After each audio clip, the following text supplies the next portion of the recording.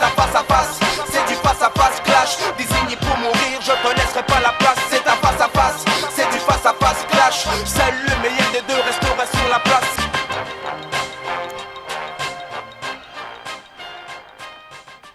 C'est parti pour le face-à-face. La question du jour, elle est très très simple. Les soins doivent-ils être et rester payants ou pas? On parle essentiellement de ces personnes en situation irrégulière sur le territoire, les enfants. C'est évidemment une question très compliquée.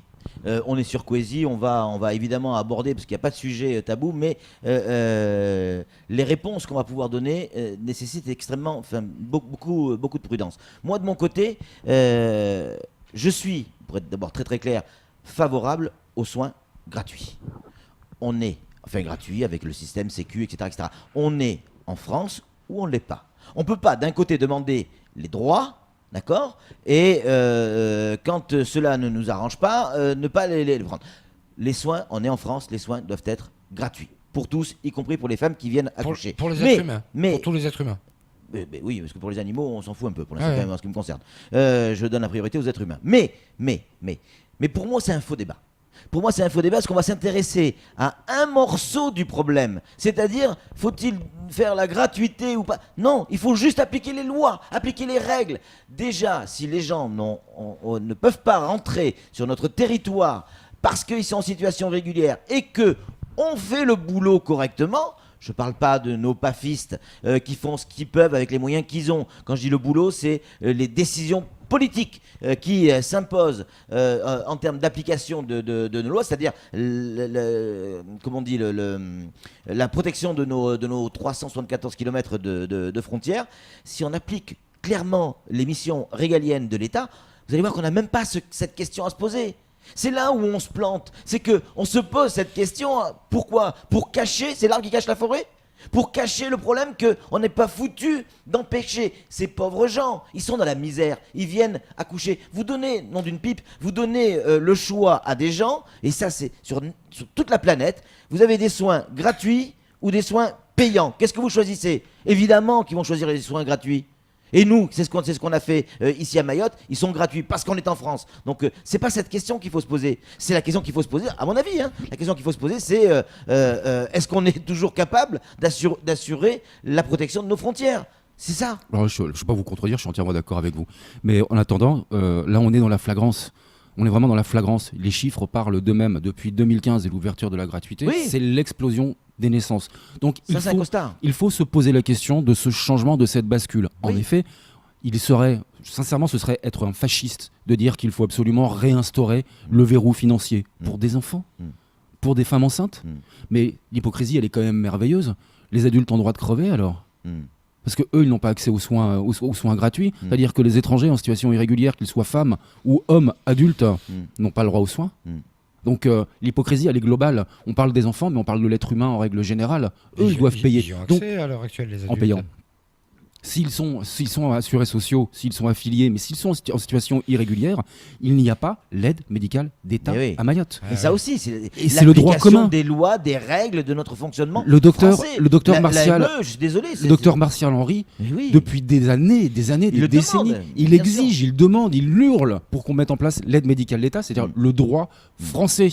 Eh ben non, on n'a rien, on n'a droit à rien. On a abandonné l'hôpital à son propre destin et les personnels avec un appel d'air, et c'est là où je vous rejoins complètement. Il faut absolument que la loi s'applique et que les règles s'appliquent en matière de protection des frontières. Arrêtez cet appel d'air, arrêtez absolument, parce que là on va à la catastrophe. Mais surtout, ce que j'ai envie de dire, c'est qu'il faut que le débat soit aujourd'hui ouvert. On est dans la flagrance, on sait que le problème il est là. La gratuité a fait que les naissances s'envolent. Qu'est-ce qu'on fait maintenant? Alors moi je vous apporte pas de solution, sauf à vous dire l'aide médicale d'État, mais l'aide médicale d'État ne va peut-être pas encore pousser cet appel d'air, surtout si on ne protège pas les frontières. Alors que faire? Que faire? Il faut tout revoir. Il faut revoir les lois françaises. Il faut revoir notre réglementation. On est à l'heure des assises. On est à l'heure des assises. C'est le moment d'y penser. C'est le moment de lancer le débat et de chercher des solutions parce que on va droit dans le mur. Mais Samuel, le côté hypocrite que vous soulevez à juste titre tout à l'heure, l'AME, effectivement, elle n'existe pas en tant que telle. On est d'accord? Mais de fait, elle existe puisque les étrangers aujourd'hui, en situation irrégulière, se font soigner gratuitement à l'hôpital, mais pas sur un budget AME, sur le budget de l'hôpital. Oui. Et c'est là où on se retrouve avec, vous savez, il y a un calcul qui est fait par personne, les soins donnés, ce que coûtent les soins par personne. Et bien là, forcément, on se retrouve à un truc catastrophe pour la simple et bonne raison que le CHM fonctionne en enveloppe fermée. Mais bien sûr, et c'est pour ça. Et c'est là toute l'hypocrisie. C'est pour ça que c'est catastrophique pour les finances du CHM. Mais attention, il y a aussi encore une hypocrisie. Et on me dira que c'est complètement faux, que c'est quasiment diffamatoire ce que je veux dire. Et pourtant, j'ai des témoignages de personnel.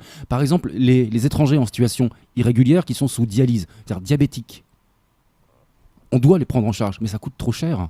Ouais. C'est près de 60 000 € par an pour soigner un diabétique avec des dialyses. Eh bien, on ne les accepte plus. Donc, ils n'ont plus qu'une chance, c'est de crever. Sam, en conclusion, on passe à une étape au-dessus. Jamel Mekawi, sur ce plateau, nous disait elles ne viennent pas accoucher à Mayotte. Par contre, dès qu'une femme comorienne est à Mayotte, la seule garantie de rester sur le territoire, c'est de faire un enfant.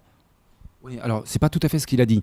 Il a dit que c'était la garantie pour rester sur le territoire, mais elles viennent accoucher à Mayotte. Ouais. Elles viennent accoucher. Mais il y en a beaucoup qui arrivent, qui sont pas enceintes, qui sont pas enceintes, qui immédiatement se font mettre enceintes en effet pour pouvoir rester sur le territoire et avoir une sécurité. Exactement, parce qu'un enfant n'est ni expulsable.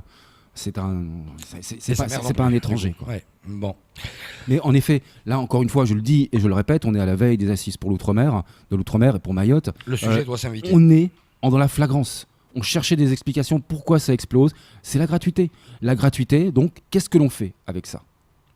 Alors, encore une fois, on ne peut pas enlever la gratuité. On parle d'enfants. C'est pas la gratuité ou payant, hein. C'est la gratuité ou rien. C'est la gratuité ou accoucher à la maison. C'est pas la gratuité ou rien. C'est la gratuité ou une autre solution.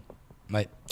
C'est tout pour le face-à-face. Hey, c'est un face-à-face, c'est du face-à-face clash. Désigné pour mourir, je te laisserai pas la place. C'est un face-à-face, c'est du face-à-face clash. Seul le meilleur des deux restera sur la place.